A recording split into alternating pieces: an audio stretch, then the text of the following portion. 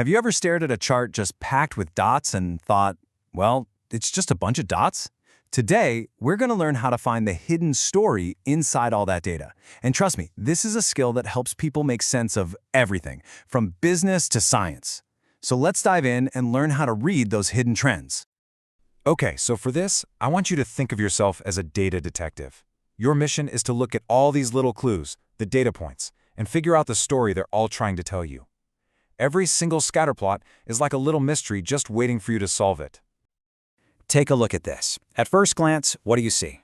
It's pretty much just a cloud of dots, right? There's no obvious direction, it kind of looks like a mess, and you might be tempted to just, ignore it. But that's the big question, isn't it? As a data detective, you have to ask, is there a pattern in there somewhere? A relationship? Is there some secret story that connects all these little points? Well, that's exactly what we're here to figure out.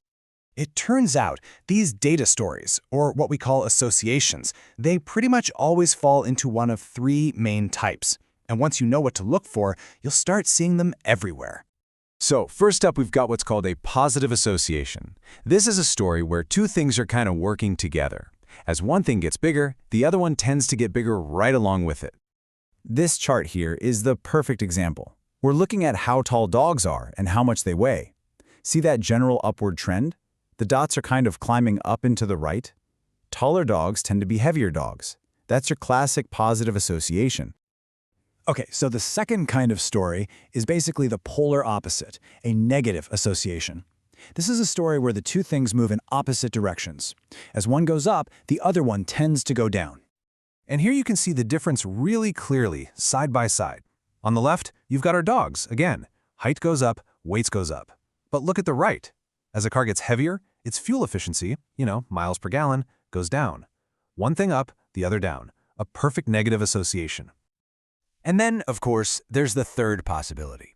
Sometimes the dots really are just a random jumble. If you can't spot any kind of upward or downward trend, we just say there's no association.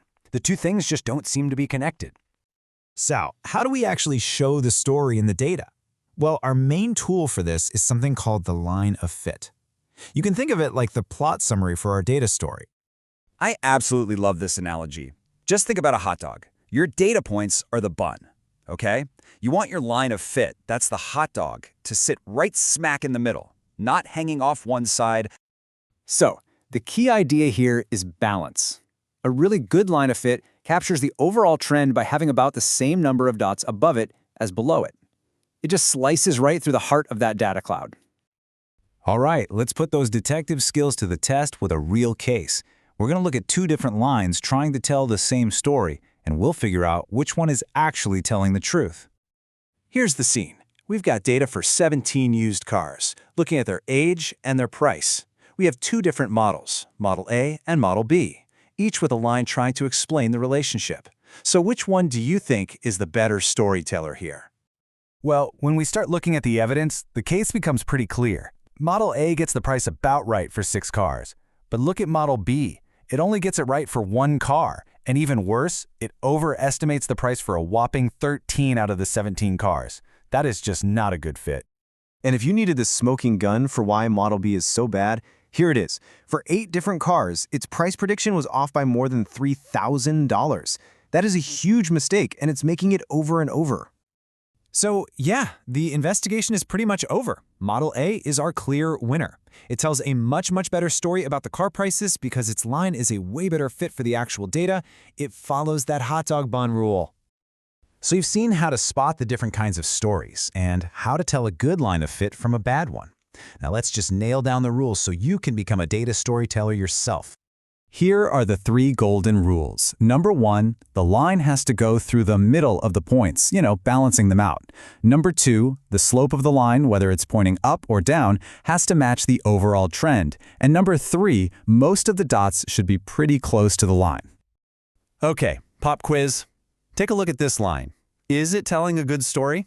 I'm going to say no. Can you see why? It's just way too high. Almost all the data points are stuck down below it. It's totally breaking rule number 1. It's not in the middle.